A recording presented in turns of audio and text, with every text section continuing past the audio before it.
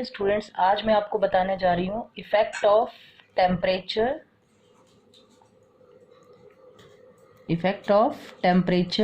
And catalyst on reaction rate. वैसे तो ये टॉपिक हमने पहले भी डिस्कस किया था, factor affecting rate of reaction. Clear students, लेकिन आज हम थोड़ा डिटेल में डिस्क्रिप्शन पढ़ रहे हैं किसका, इफेक्ट ऑफ टेम्परेचर और कैटलिस्ट का। किसके ऊपर? रिएक्शन रेट के ऊपर। तो सबसे पहली बात कर रहे हैं हम किसकी? टेम्परेचर की। क्लियर स्टूडेंट्स, सबसे पहले किसकी बात कर रहे हैं हम? टेम्परेचर की। क्लियर हो गया स्टूडेंट्स? तो क्या है टेम्परेचर आपका? आपको पता है, increase in temperature increase the rate of reaction. Clear student? Increase in temperature increase the rate of reaction. फिर हम कहेंगे for every 10 degree rise in temperature,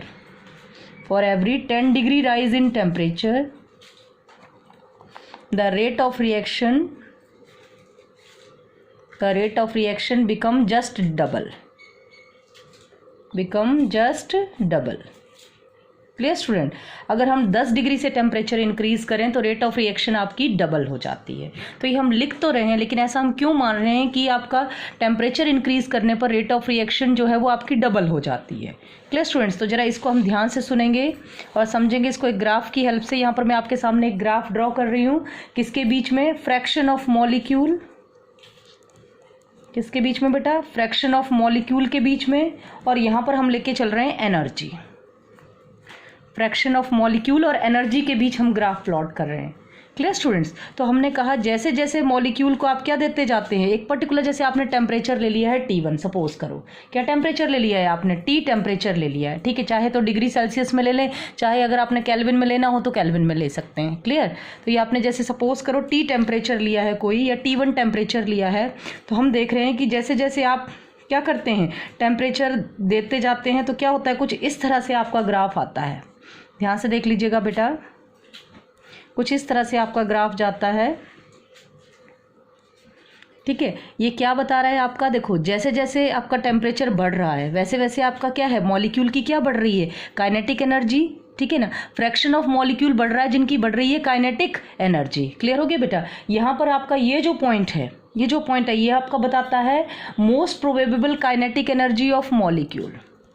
most probable kinetic energy of molecule. Clear हो गया ना? मतलब यहाँ पर आपके मैक्सिमम फ्रैक्शन ऑफ मॉलिक्यूल है जिनकी काइनेटिक एनर्जी क्या होती है आपकी? मैक्सिमम होती है। क्लियर हो गया ना स्टूडेंट्स? अब जरा ध्यान से सुनिएगा, जैसे आपका टेम्परेचर राइज करता है तो धीरे धीरे आपके जो रिएक्टिंग स्पीशीज़ हैं वो आपकी टेक पार्ट करती हैं रिएक्शन में और प्रोडक्ट फॉर्म करती हैं। तो प्रोडक्ट कब फॉर्म करते हैं? तो देखिएगा, यहाँ एनर्जी में मैंने यहाँ पर एक बैरियर ये वो लगाया है, एक पॉइंट। यहाँ पर मैं मान रही हूँ आपकी एक्टिवेशन एनर्जी। क्या मान रही हूँ स्टूडेंट? यहाँ पर मैं एक्टिवेशन एनर्जी। तो ध्यान से देखिएगा, ये मैंने एक्टिवेशन एनर्जी का वो लगा दिया है आपका यहाँ पर। क्लियर हो रहा है ना स्टूडेंट्स? तो देखिएगा, ध्यान से सुनना, आपने पहले भी पढ़ा है और दोबारा बता रही हूँ, जिन मॉलिक्यूल की एनर्जी थ्रेशहोल्ड एनर्जी के इक्वल या क्या होती है, उससे ज़्यादा होती है, वही मॉलिक्यूल रिएक्शन में टेक पार्ट करते हैं और किसका फॉर्मेशन करते हैं? आपका प्रोडक्ट का। क्लियर हो गया बेटा? जिन मॉलिक्यूल की क्या होती है, अपनी एनर्जी जो है वो किससे ज़्यादा होती है? थ्रेशहोल्ड एनर्जी से ज़्यादा होती है, ठीक है कि नहीं, या उसके इक्वल होती है, वही मॉलिक्यूल आपके रिएक्शन में टेक पार्ट करते हैं और प्रोडक्ट देते हैं, ठीक है। तो मैं ये देखो, इस एरिया को आपका शेडेड कर देती हूँ। ये शेडेड एरिया आपका रिप्रेजेंट कर रहा है कि इतने ही मॉलिक्यूल हैं जो आपके कोलिजन में प्रॉपर इफेक्टिव वे में टेक पार्ट करते हैं और किसका फॉर्मेशन करते हैं? आपका प्रोडक्ट का। क्लियर हो गया? क्यों? क्योंकि ये है आपका, ठीक है कि नहीं। जब मॉलिक्यूल की एनर्जी क्या है, इस बैरियर को आपका क्रॉस कर जाएगी तो आपके मॉलिक्यूल रिएक्शन में क्या करेंगे? इस बराबर हो जाएगी या इससे क्रॉस कर जाएगी, तो आपके मॉलिक्यूल इफेक्टिव कोलिजन होगा उनके बीच में और वो रिएक्शन में क्या कर जाएंगे? आपके टेक पार्ट कर जाएंगे। क्लियर हो गया स्टूडेंट्स? अब हमने क्या किया कि आपका जो सपोज करो जो आपका टेम्परेचर था T2, पहले आपका T1 लिया, अब क्या कर दिया आपने? T2, ठीक है कि नहीं। तो पहले आपका T2 था, तो हमने कहा T1 में हमने कितने डिग्री राइज कर दिया? 10 डिग्री का। कितने का राइज कर दिया? 10 डिग्री का। तो अब आप अगर इसी ग्राफ को दोबारा से देखते हैं तो ग्राफ आपका कुछ इस तरह से जा रहा है, ये देख लीजिएगा स्टूडेंट्स, ठीक है कि नहीं। तो ग्राफ आपका कुछ इस तरह से जाता है। तो अगर आप अच्छे से ऑब्जर्व करेंगे तो आप देख रहे हैं कि आपका ये देखो, ये आपका एरिया, ये देखो, ये शेडेड एरिया आपका इंक्रीज हो गया कि नहीं? देखो पहले इतने फ्रैक्शन ऑफ मॉलिक्यूल थे जिनकी एनर्जी किसके इक्वल हो रही थी? थ्रेशोल्ड एनर्जी की, और वो प्रोडक्ट दे रहे थे। अब आपका शेडेड एरिया इतना हो गया है, मींस अब ज़्यादा फ्रैक्शन ऑफ मॉलिक्यूल हैं जो वो रिएक्शन में टेक पार्ट कर रहे हैं। जितने ज़्यादा नंबर ऑफ मॉलिक्यूल आपके रिएक्शन में टेक पार्ट करेंगे बेटा, उतनी ही जल्दी प्रोडक्ट का फॉर्मेशन होगा और आप उतनी ही इंक्रीज होगी रिएक्शन की स्पीड। क्लियर हो गया? तो जैसे इस शेडेड एरिया को मैंने क्या माना? ABCD, तो ये आपका क्या हो गया? E, और ये क्या मान लिया आपने? F। क्लियर हो गया ना स्टूडेंट? तो 10 डिग्री टेम्परेचर राइज करने पर आप देख रहे हो क्या बढ़ता है आपका? Fraction of molecule. ठीक है कि नहीं? जिनका कोलिजन कैसा होता है? इफेक्टिव। तो फ्रैक्शन ऑफ मॉलिक्यूल जिनका कोलिजन इफेक्टिव होगा वो अगर ज़्यादा होंगे तो रेट ऑफ रिएक्शन भी क्या होगी? ज़्यादा होगी आपकी। क्लियर हो रही है ना मेरी बात? क्यों? क्योंकि जिन मॉलिक्यूल की एनर्जी थ्रेशहोल्ड के इक्वल होती है, जो इस बैरियर को क्रॉस कर जाते हैं, वही मॉलिक्यूल आपके रिएक्शन में क्या करते हैं बेटा? Take part. बात समझ में आई कि नहीं? क्लियर हुआ आपको क्या बोल रही हूँ मैं? तो आप ध्यान से सुन लीजिएगा बेटा। ये है आपके नंबर ऑफ मॉलिक्यूल। ये जो शेडेड एरिया है ये क्या बता रहा है? आपके number of molecule capable of effective collision. ठीक है, इतने मॉलिक्यूल हैं जो आपके इफेक्टिव कोलिजन करने के लिए क्या है? आपकी कैपेबल है। इतने हो गया। देख लीजिएगा, टेम्परेचर आपने राइज किया, ये कौन से टेम्परेचर पर था आपका? T1, और ये कौन से टेम्परेचर पर ग्राफ आ गया आपका? T2 पर।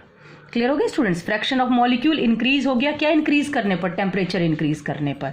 ठीक है ना? तो आप देख लीजिएगा, पहले फ्रैक्शन ऑफ मॉलिक्यूल आपका यहाँ तक था, अगर आप ग्राफ देखोगे ये था।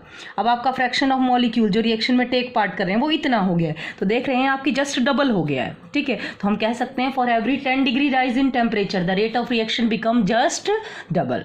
तो ये आपने पढ़ लिया इफेक्ट ऑफ टेम्परेचर किसके ऊपर? On the reaction rate. अब मैं आपको बता रही हूँ effect of catalyst on the reaction rate. ठीक से समझ लीजिएगा बेटा, इफेक्ट ऑफ कैटलिस्ट कितना होता है रिएक्शन रेट के ऊपर? Second point, effect of catalyst on reaction rate. आपने वैसे पहले भी पढ़ा है, दोबारा से बता रही हूँ। कैटलिस्ट जो है वो रिएक्शन को स्पीड अप करता है, चाहे वो फॉरवर्ड में जा रही हो चाहे बैकवर्ड में जा रही हो। ठीक है कि नहीं? लेकिन खुद रिएक्शन में आपको पता है टेक पार्ट नहीं करता है। ठीक, तो मैं यहाँ पर पहले तो कैटलिस्ट के बारे में बता देती हूँ। A catalyst speed up A chemical reaction, speed up A chemical reaction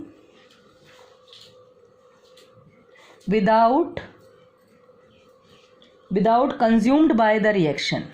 ठीक है, खुद को कंज्यूम नहीं करवाता है रिएक्शन के अंदर। ठीक है, सिर्फ रिएक्शन की क्या इंक्रीज करता है? स्पीड। तो हम बोले catalyst speed up A chemical reaction without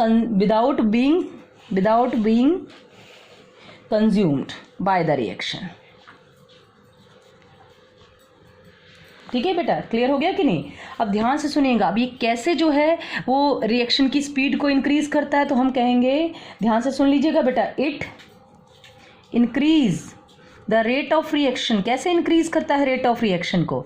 it increase the rate of reaction by lowering the activation energy, bye lowering the activation energy. किस चीज को डिक्रीज कर देता है बेटा? एक्टिवेशन एनर्जी को। कैसे करता है जरा ध्यान से देखिएगा।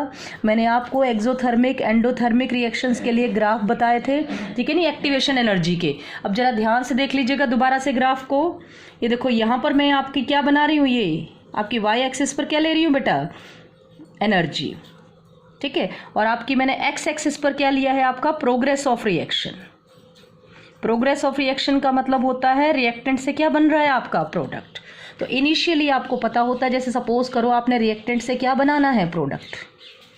क्लियर है स्टूडेंट्स? रिएक्टेंट से क्या बनाना है आपने? प्रोडक्ट। तो ये देखो यहाँ पर आपका ये एनर्जी की लाइन है ये वाली। तो शुरू में स्टार्टिंग में आपके रिएक्टेंट की कुछ ना कुछ तो एनर्जी होगी। तो सपोज किया हमने इतनी एनर्जी आपके रिएक्टेंट की है।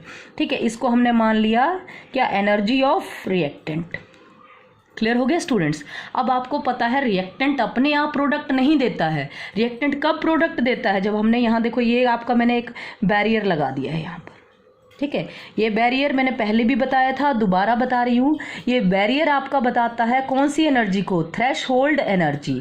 Threshold energy means minimum energy required to participate in a chemical reaction. ठीक है, तो जो रिएक्टेंट इस बैरियर को क्रॉस कर पाते हैं वही आपका प्रोडक्ट का फॉर्मेशन करते हैं, और जो इसे क्रॉस नहीं कर पाते वो प्रोडक्ट का फॉर्मेशन नहीं कर पाते हैं। जैसे अभी थोड़ी देर पहले भी मैंने आपको बताया था, किसके केस में, effect of temperature on the reaction rate.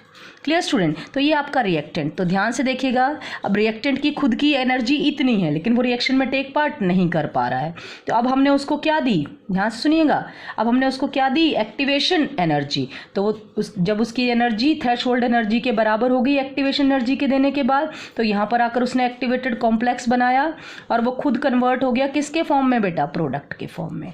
तो ये आपका बन गया प्रोडक्ट। तो ये जो मैं आपको रिएक्शन बता रही हूँ ये सिंपल रिएक्शन, रिएक्टेंट से किसका बनना, प्रोडक्ट का। क्लियर स्टूडेंट, रिएक्टेंट से किसका बनना, प्रोडक्ट का, without the help of catalyst. Reactant जब इस बैरियर को क्रॉस करता है तो आपका किसका फॉर्मेशन करता है, प्रोडक्ट का।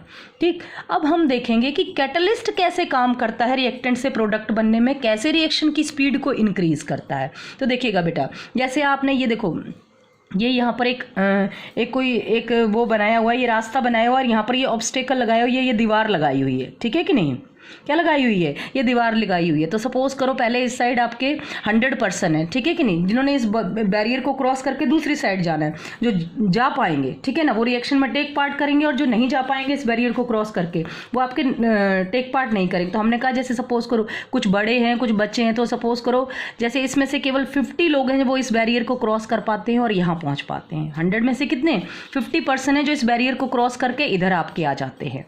क्लियर हो रहा है ना स्टूडेंट्स। अब हमने क्या किया, कैटलिस्ट डाल दिया। तो कैटलिस्ट का काम क्या होता है, इस बैरियर को क्या कर देना, स्मॉल। क्या है ये बैरियर आपका, ध्यान से सुनिएगा स्टूडेंट, ये बैरियर आपका एक्टिवेशन एनर्जी नहीं है, ये बैरियर आपका बता रहा है किसको, थ्रेशहोल्ड एनर्जी को। ठीक है ना, आपने बैरियर स्मॉल कर दिया, तो कैटलिस्ट का काम है इस बैरियर को छोटा करना। तो कैटलिस्ट आपका जब बैरियर स्मॉल कर देगा, तो बताओ पहले 100 में से सिर्फ 50% इस साइड जा पा रहे थे, तो अब 100 में से आपके कितने परसेंट बताओ इस साइड जा पाएंगे, हम 70 या 75% जो है वो आपके दूसरी साइड पहुंच जाएंगे। क्या करते ही, आपका बैरियर स्मॉल करते ही, ठीक है कि नहीं। तो ये बैरियर क्या है, थ्रेशहोल्ड एनर्जी। ठीक है ना स्टूडेंट्स। तो आपने देखा पहले रास्ता आपका थोड़ा ऊंचा था, अब आपने रास्ता थोड़ा सा क्या कर दिया, छोटा कर दिया, बैरियर आपका छोटा कर दिया। इसी तरह से सपोज करो हमें यहाँ से ये पॉइंट है, इससे अपने घर पहुँचना है, ये आपका घर बना हुआ है, ठीक है कि नहीं। अब इस घर तक पहुँचने के लिए आपके पास देखो, पहले तो ये रास्ता है कि पहले ऊपर चढ़ो फिर यहाँ तक नीचे जाओ, ठीक है, ये थोड़ा आपका लॉन्ग जर्नी है यहाँ से यहाँ तक पहुँचने के लिए, ठीक है कि नहीं। अब कैटलिस्ट क्या काम करता है, कैटलिस्ट जो है पाथ जो है उसको अल्टरनेट कर देता है, मतलब अल्टरनेट पाथ दे देता है किसको, रिएक्टेंट को प्रोडक्ट में बदलने के लिए। तो हमने कहा इस क्या किया कैटलिस्ट ने, इस पाथ को शॉर्ट कर दिया, तो ये रिएक्टेंट से सीधा ये आपका ये आप से यहाँ से सीधे अपने कहाँ पहुँच गए, होम पहुँच गए। बात समझ में आ रही है ना, alternate path, this is alternate path. ये पाथ था पहले ऊपर जाओ फिर इधर को आओ, ठीक है ना, तो लॉन्ग पाथ था, ठीक है ना। अब कैटलिस्ट क्या काम कर रहा है, अल्टरनेट पाथ दे देता है रिएक्टेंट को क्या बनने के लिए, प्रोडक्ट बनने के लिए। इसी तरह से घर जाने के लिए हमने एक दूसरा रास्ता ढूंढ लिया, दिस इज अल्टरनेट पाथ, ठीक है। तो यहाँ भी यही काम है आपका, ठीक है ना स्टूडेंट्स। क्या करता है, मैंने बताया आपको, कैटलिस्ट इस बैरियर को स्मॉल कर देता है। तो ये बैरियर आपका स्मॉल हो गया, देखिएगा, तो ये आपका ये देखो, ये आपका कन्वर्ट हो गया रिएक्टेंट किस में, प्रोडक्ट में। देखो अब थ्रेशहोल्ड एनर्जी पहले आपकी इतनी थी, अब एनर्जी इतनी हो गई, ठीक है कि नहीं। तो जब थ्रेशहोल्ड एनर्जी कम होगी तो ऑटोमेटिकली आपकी एक्टिवेशन एनर्जी भी क्या हो जाएगी, कम। पहले आपको देखो कितनी एक्टिवेशन एनर्जी चाहिए थी, देखिएगा ध्यान से, इतनी EA, this is activation energy, इतनी एनर्जी चाहिए थी आपको इस बैरियर को क्रॉस करने के लिए। अब आप खुद ही देख लो, ये आपकी EA कितनी हो गई, ये आपका पॉइंट है, ये देखो इतनी हो गई आपकी EA, that is activation energy, इस पॉइंट तक हो गई अब आपकी, ठीक है। तो कैटलिस्ट का काम ये, in the presence of catalyst, in the presence of catalyst, क्या काम बताया मैंने आपको कैटलिस्ट का। कैटलिस्ट जो है वो रिएक्शन को करने के लिए क्या देता है बेटा, अल्टरनेट पाथ, रिएक्टेंट को प्रोडक्ट में कन्वर्ट होने के लिए, क्लियर हो रहा है ना स्टूडेंट। तो रिएक्टेंट आपका देखिएगा यहाँ पर आपका पहले इतने बैरियर को क्रॉस कर रहा था तब जाके प्रोडक्ट में कन्वर्ट हो रहा था, अब यहाँ पर बैरियर आपका बिल्कुल स्मॉल हो गया है, रिएक्टेंट ईजिली आपका किस में कन्वर्ट हो सकता है, प्रोडक्ट में। ठीक है, तो जैसे जैसे आपका देखो ध्यान से सुनिएगा बेटा, क्या डिक्रीज हो गई आपकी एक्टिवेशन एनर्जी, पहले इतनी थी अब इतनी हो गई। तो आपने पढ़ा है, देखो ये आपने आर्हेनियस इक्वेशन मैंने आपको पढ़ाई थी, K = AE⁻EA/RT, पढ़िए ना बेटा आपने, जरा ध्यान से सुनिएगा।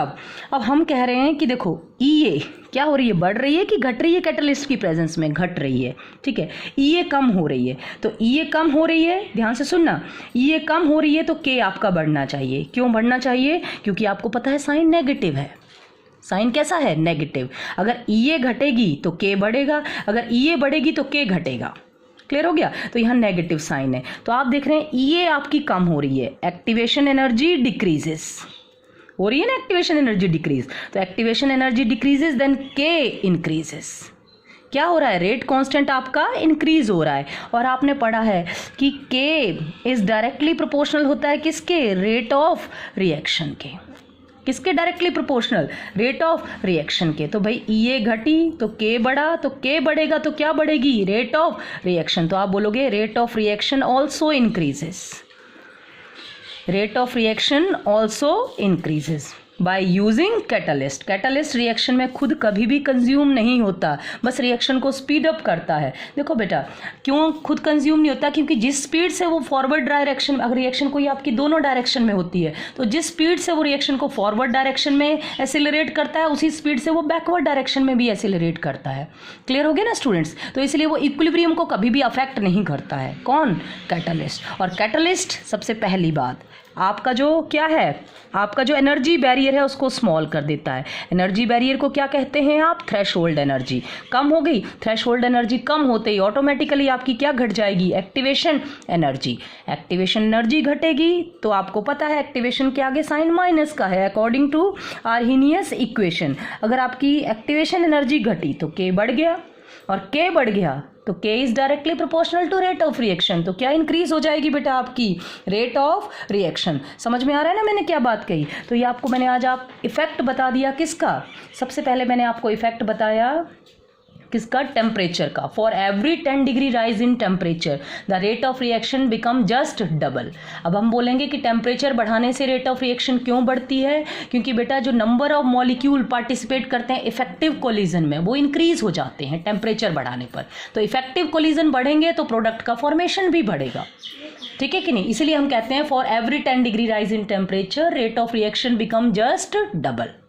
ठीक है, आगे आपका कैटलिस्ट आता है। तो कैटलिस्ट क्या करता है, खुद बिना कंज्यूम हुए रिएक्शन की स्पीड को क्या कर देता है, इंक्रीज कर देता है। भाई कैसे इंक्रीज करता है रिएक्शन की स्पीड को, तो सबसे पहले तो आपको पता है कि प्रेजेंस ऑफ कैटलिस्ट आपका जो ये एनर्जी बैरियर है दैट इज थ्रेशोल्ड एनर्जी, ये आपका छोटा हो जाता है और आपका एनर्जी बैरियर स्मॉल होगा। ठीक है कि नहीं बेटा, एनर्जी बैरियर आपका स्मॉल होगा। तो आपको बताओ रिएक्टेंट को रिएक्शन में पार्टिसिपेट करने के लिए एक्टिवेशन एनर्जी भी कम देनी पड़ेगी। तो जितनी कम एनर्जी दोगे उतनी जल्दी आपका रिएक्टेंट क्या होगा, प्रोडक्ट में कन्वर्ट हो जाएगा। ठीक है कि नहीं, तो जितना जल्दी आपका प्रोडक्ट में कन्वर्ट होगा, समझ गए। तो एक्टिवेशन एनर्जी कम तो आपका K ज़्यादा, और K ज़्यादा तो K के डायरेक्टली प्रोपोर्शनल है रेट ऑफ रिएक्शन, तो आपकी उतनी ही ज़्यादा होगी rate of reaction. Thank you students.